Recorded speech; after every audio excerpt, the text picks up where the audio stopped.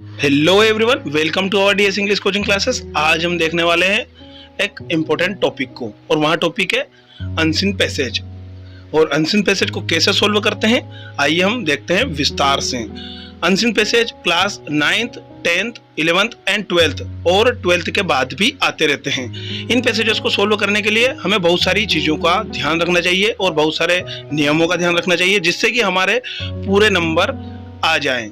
किसी भी एग्जाम्स में, बोर्ड एग्जाम हो, चाहे नॉर्मल एग्जाम हो, चाहे आफ्टर 12th कॉलेज लाइफ की एग्जाम्स हो, और सभी में हमें इन पैसेजेस का ध्यान रखना चाहिए और इन दिशा निर्देशों का भी ध्यान रखना चाहिए। तो आइए कुछ निर्देश या डायरेक्शंस देखते हैं।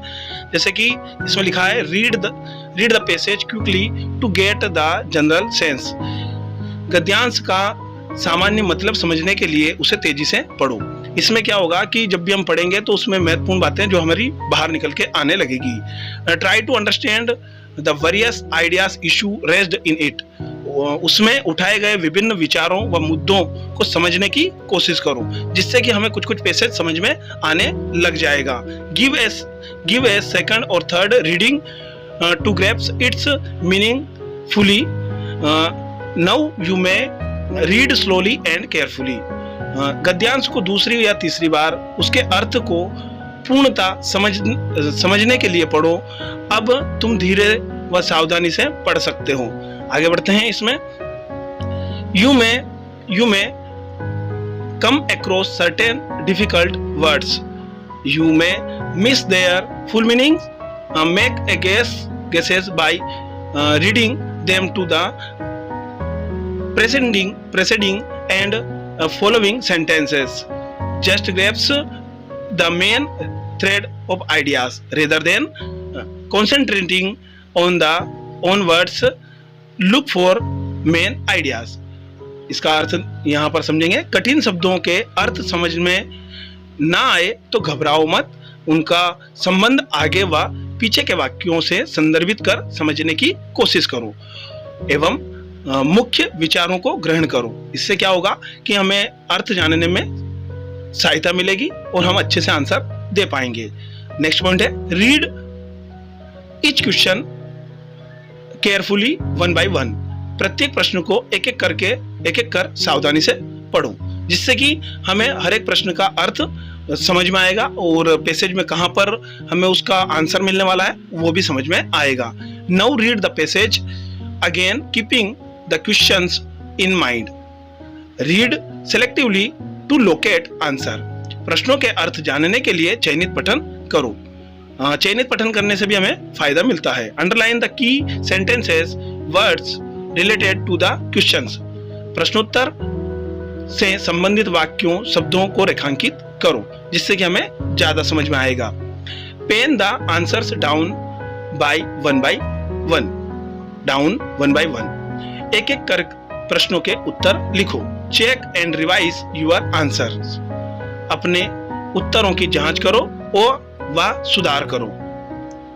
As far as possible your answers should be in your own language. जहां तक संभव हो सके या जहां तक बने, प्रश्नों का उत्तर अपनी भाषा में दो।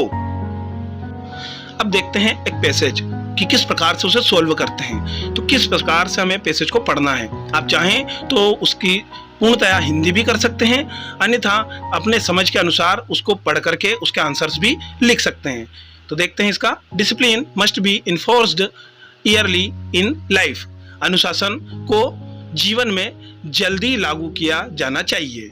Discipline at home makes for the future greatness of a boy. घर में अनुशासन एक लड़के के भविष्य की महानता बनाता है। It forms his character and makes him a fit citizen. यहाँ उसके चरित्र का निर्माण करता है और उसे एक योग्य नागरिक बनाता है। The child who is allowed to have his own way becomes wayward। जिस बच्चे को अपने तरीके से चलने की अनुमति दी जाती है वह पथभ्रष्ट हो जाता है।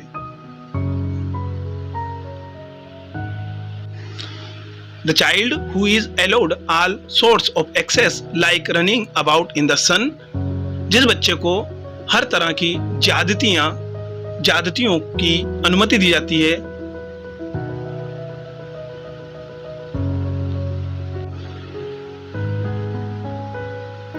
exposing himself to cold, eating wholesome things, as a result will fall ill frequently. जैसे धूप में दौड़ना, खुद को ठंड में उजागर करना, स्वस्थ चीजें खाना, परिणाम स्वरूप वहां बार बार बीमार पड़ जाएगा. A child whose habits have been disciplined and who has been taught to rise early, attend to his lesson properly, take physical exercises at the proper time and avoid things that are injurious will grow up to be useful member of the society. एक बच्चा जिसकी आदतों को अनुशासित किया गया है और जिसे जल्दी उठना सिखाया गया है, अपने पाठों में ठीक से भाग लेता है, उचित समय पर शारीरिक व्यायाम करता है और हानिकारक चीजों से बचता है, वहां बड़ा होकर समाज का उपयोगी सदस्य बनेगा. The spoiled child who has been allowed to run his own course will show wish in younger days. His parents would wish that he had not been born at all. बिगड़ेल बच्चा जिसे अपना कोर्स चलाने दिया गया है या जिसे बिगड़ने दिया गया है, वहां छोटे दिनों में विकार दिखाएगा. उसके माता पिता चाहते थे कि उसका जन्म ही ना होता. तो इस प्रकार से हम पैसेज का आंसर या उसका हिंदी अर्थ भी समझ सकते हैं. अब आइए सीधा पैसेज के आंसर्स की ओर चलते हैं. इस पैसेज के कुछ आंसर इस प्रकार हम देख सकते हैं. What does discipline do for a child? तो इसका जो आंसर रहेगा फर्स्ट वाला, forms character and makes him a fit citizen. Next B वाला ऑप्शन, इसमें जो ऑप्शन दिए गए हैं उसी प्रकार का यूज करेंगे. इसमें ABCD इस प्रकार के ऑप्शन दे रखे हैं तो इनका ही उपयोग करेंगे. जैसे बी वाला है how does a boys character form, तो इसमें ए डिसिप्लिन, मतलब पहला वाला है बाय डिसिप्लिन एंड सेकंड वाला है बाय गुड हैबिट्स. तो इन दोनों को मिलाकर के जो आंसर बन रहा है बोथ द एबव, ये वाला राइट आंसर है.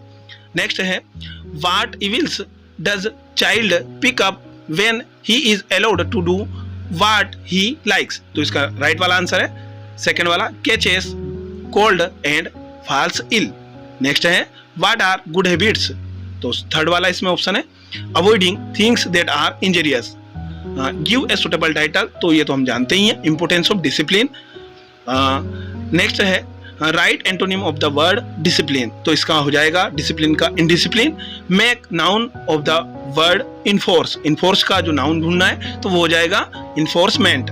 नेक्स्ट है what does spoiled mean, spoiled का अर्थ क्या होता है, तो इसका होगा डिस्ट्रॉयड. और नेक्स्ट है what are the disciplined habits given in the passage, तो पैसेज में अनुशासन की क्या क्या आदतें बताई गई है या किस प्रकार की आदतें बताई गई है. तो the disciplined habits are rising early, attending lesson properly, taking physical exercise at the proper time and avoiding things that are injurious. Next question है how does the parents of a spoiled child feel, तो इसका कुछ answer इस प्रकार रहेगा his parents would wish that he had not been born at all. यहाँ passage सभी students के लिए है. होप आप सभी को समझ में आया होगा और आप इसके अनुसार और भी पैसेज को सोल्व करेंगे. अधिक से अधिक पैसेज सोल्व करेंगे तो आपको आसानी से पूरे नंबर प्राप्त एग्जाम्स में हो जाएंगे. अधिक से अधिक पैसेज को सोल्व करते रहें और अपने आंसर की जांच करते रहें, जिससे कि आप पूर्णतया समझ जाएं और आप अधिक से अधिक एग्जाम्स में नंबर ला सकें. Thank you for watching.